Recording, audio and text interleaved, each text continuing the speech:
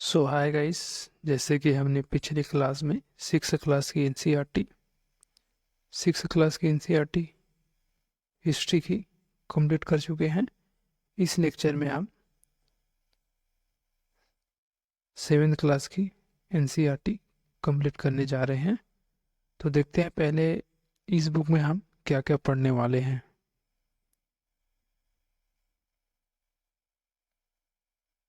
तो इस क्लास में जो सेवेंथ क्लास की एनसीईआरटी है उसमें टोटल 8 चैप्टर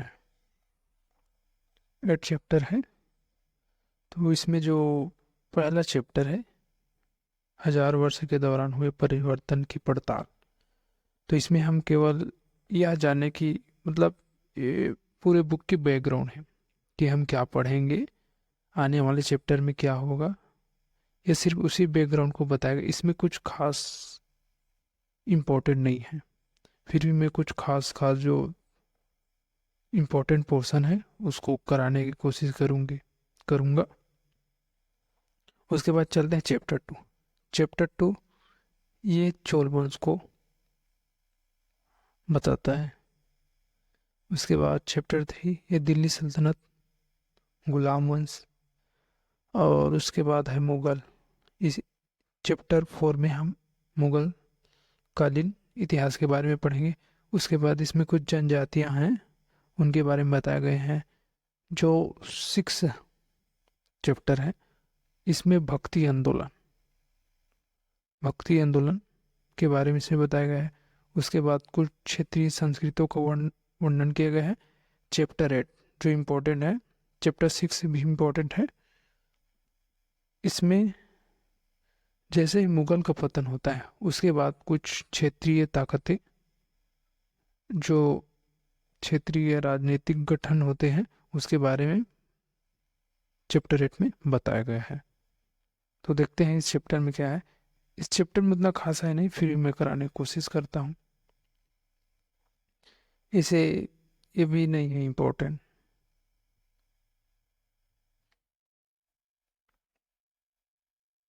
चलते हैं यहाँ पर।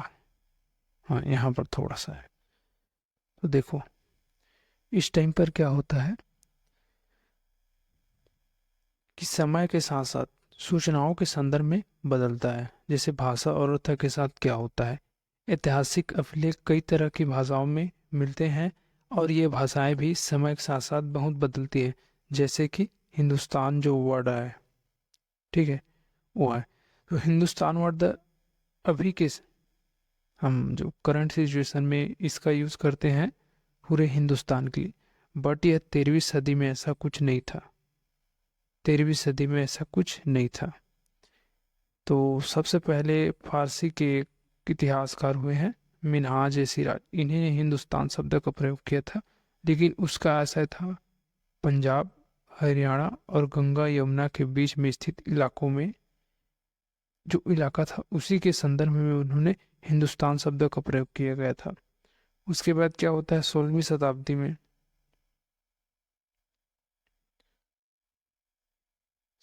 शताब्दी में बाबर ने हिंदुस्तान शब्द का प्रयोग इस उपमहाद्वीप के भूगोल, पशु पक्षी और यहाँ के निवासियों की संस्कृति को वर्णन करने के लिए किया गया था। तो पहले बार 12 शब्द, सेकेंड बार, तो पहले बार जो फारसी के इतिहासकार थे मिनहाज ए सिराज, उन्होंने हिंदुस्तान शब्द का प्रयोग पंजाब, हरियाणा और गंगा जमुना के बीच के इलाकों के लिए किया गया था।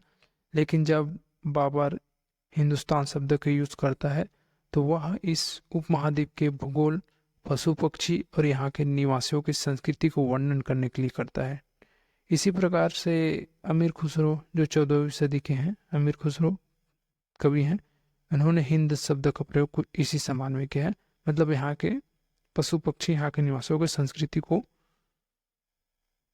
हिंट करने के लिए। तो उसके बाद देखते हैं यहाँ, अब देखते हैं इतिहासकार। इतिहासकार किसी युग का अध्ययन करते हुए स्रोतों का सहारा लेता है। और स्रोत में क्या क्या हो सकता है, जैसे कि प्राचीन इतिहास काल में भी सूचना इकट्ठा करने के लिए क्या क्या यूज किया जाता था स्रोत में?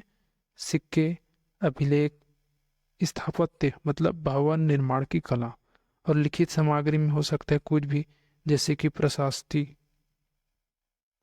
और क्या हो सकता है, किताबें, पांडुलिपि।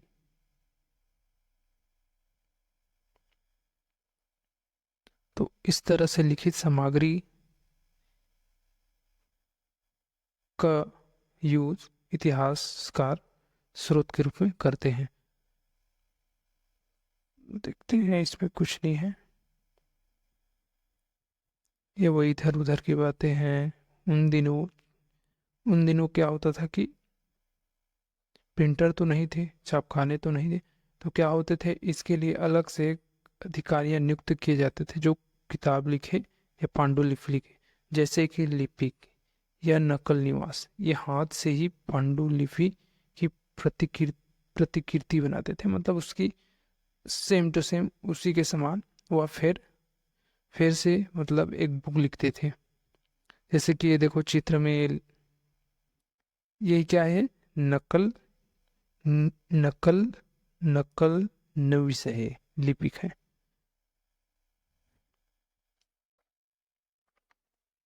और क्या है,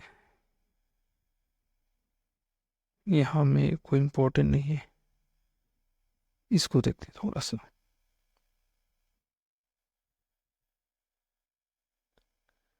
तो मोटा मोटा इसमें हम जो 7th क्लास की एनसीईआरटी है, और इसे मध्यकाल इतिहास के रूप में जाना जाता है, यहाँ पर हम 700 से 1750 के बीच के हजारों वर्ष का अध्ययन अध्ययन करेंगे। और इस टाइम पे क्या हुआ था कि नए नए परिवर्तन होने लगे। नए नए परिवर्तन होने का कारण यह है क्योंकि इसी टाइम पर नए नए संस्कृति का आगमन इस उपमहाद्वीप में होता है। जैसे कि सिंचाई के लिए राहट का इस्तेमाल होता है, कताई में चरखे का इस्तेमाल होता है, युद्ध में बारूदों वाले हथियार का भी इस्तेमाल इसी टाइम पीरियड पर होता है। खाने की नए नए चीज़ें भी आते हैं, जैसे कि आलू, मक्का, मिर्च, चाय, कॉफ़ी। तो यहाँ पर कुछ नहीं है।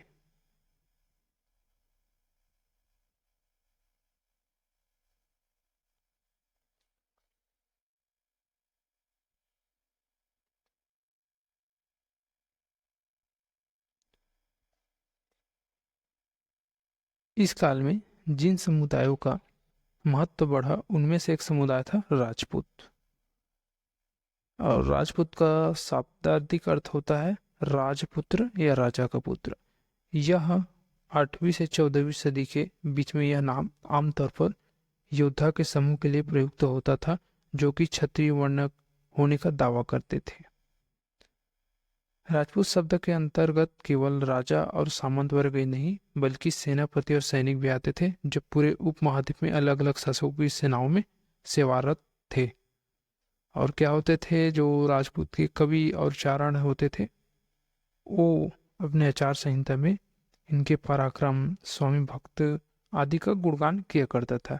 इसी युग में क्या हुआ, राजनीतिक दृष्टि से महत्व हासिल करने का अवसर का लाभ मराठा, सिख, जाट, आओम और कायस्थ आदि समूह ने भी उठाया।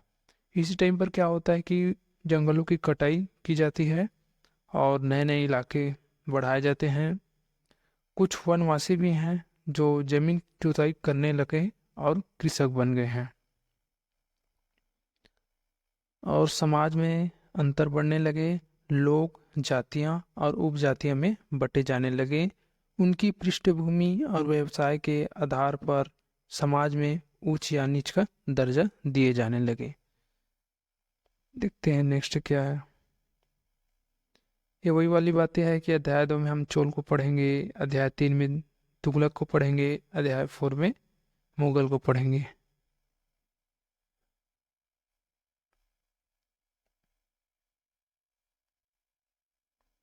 इसमें भी कोई अपना एग्जाम के लिए खास नहीं है। हाँ, यहाँ पर मध्यकाल में क्या होता है, देवीत्व तत्व में लोगों की आस्था व्यक्ति स्तर पर होने लगती है।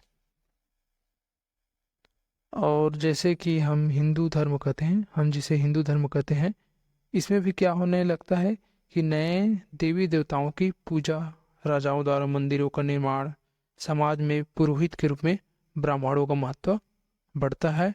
और वो सत्ता के लालसे भी हो जाते हैं। कौन लोग? पुरोहित लोग। कौन से टाइम पीरियड में? जो मध्यकालीन है, जो 700 से 1750 के बीच का जो साल है, वर्ष है, उसमें देवी देवताओं, हिंदू धर्म में नए नए देवी देवताओं की पूजा की जाती है, राजाओं द्वारा मंदिरों का निर्माण किया जाता है। इसी टाइम पीरियड पर भारत में, भारत के उपमहाद्वीप में एक नए धर्म का आगमन होता है। यह नए धर्म कोई और नहीं, इस्लाम धर्म है। इस्लाम तो कुरान शरीफ का संदेश लेकर पहले 7वीं सदी में व्यापारियों और प्रवासियों के जरिए इस उपमहाद्वीप में पहुंचा जाता है। कुरान शरीफ, जो मुसलमान लोग थे, वो लोग कुरान शरीफ को अपना धर्म ग्रंथ मानते थे और एक ईश्वर अल्लाह की सत्ता को स्वीकारते थे। और जैसे कि उलमाओं को संरक्षण दिया जाता था। उलेमा कोई और नहीं बल्कि इस्लाम के धर्मशास्त्री और न्यायशास्त्री होते थे। अब इसमें क्या है, जिस तरह से हिंदू धर्म कई भागों में बटा है, उसी टाइप में एग्जाम के लिए तो उतना खास नहीं है, फिर भी देख लेते हैं थोड़ा सा। शिया और सुन्नी। तो इस्लाम धर्म 2 भाग में डिवाइड था, शिया और सुन्नी। इसमें डिफरेंस बस इतना है, जो शिया लोग थे वो लोग, जैसे कि पैगंबर साहब की मृत्यु के पश्चात उसके अगले उत्तराधिकारी कौन होगा, बस इसी बात की डिफरेंस को लेकर ये शिया और सुन्नी है। तो जो लोग शिया थे, उन लोगों ने पैगंबर साहब के दामाद अली को मुसलमानों का विधि सम्मत नेता मानते हैं। और जो सुन्नी लोग थे, उन लोगों ने खलीफाओं के प्रभुत्व को स्वीकार करते हैं। बस इतना ही खास डिफरेंट है इस टाइम पर, और कुछ नहीं है। यहाँ भी कुछ नहीं है।